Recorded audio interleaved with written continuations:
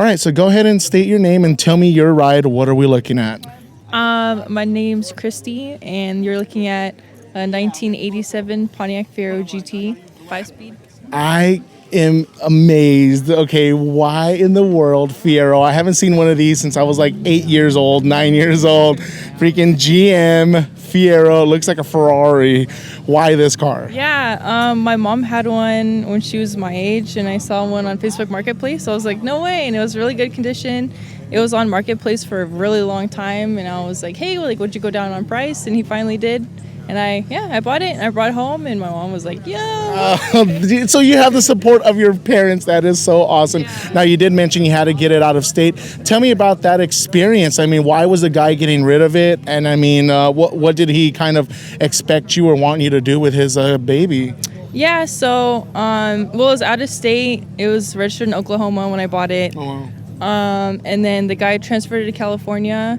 It was his dad's, so his dad owned it out of state, and then he passed away, so his son owned it. He was selling it. He was going to keep it, sentimental value, of course, but he decided to get rid of it because he didn't want his son driving it.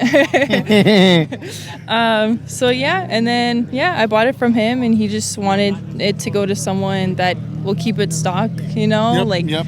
Cool. Like engine work and stuff, keep it running and just keep it alive. That's awesome. And you know what? I'd feel the same way if I was letting go of my baby.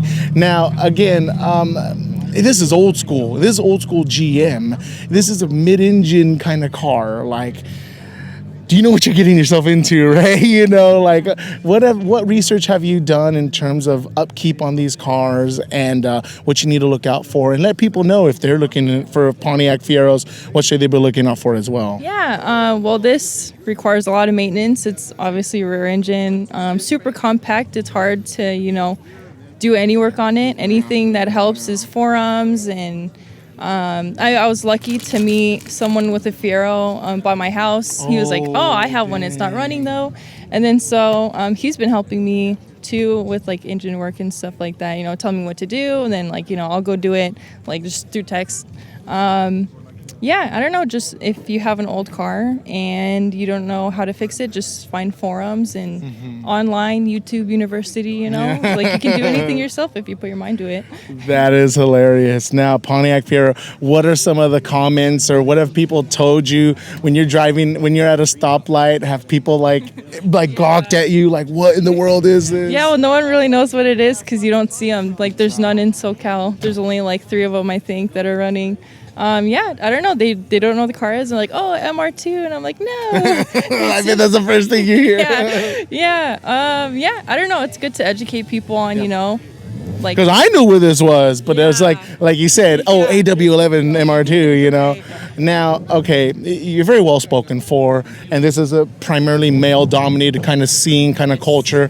How do you break through those barriers, being a female with a beautiful car and actually knowing about it? Yeah. Well, I don't go out much. Do me neither. Yeah.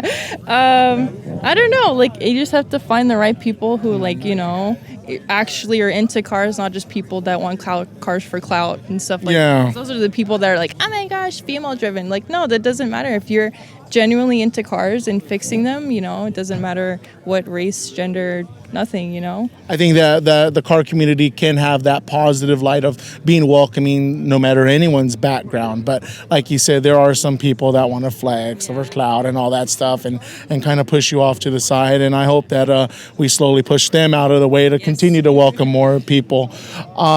Tell me, do you have a daily at home? And is this a kind of a garage queen? And what do you got at the house? Yeah, so right now I have a 2013 Ford Edge. Oh, nice. So I'm family vehicle. Yeah. Well, I like buy and flip cars, so I just keep SUVs. I'm like, yeah, these are my dailies, and then any rare car that I ever own, I'm like, this is definitely a car I'm not going to drive only on the weekend. Now, you're just going to extend this interview 20 more minutes. Okay, flipping cars, just really briefly. That's crazy, man. But the market is perfect for that right now.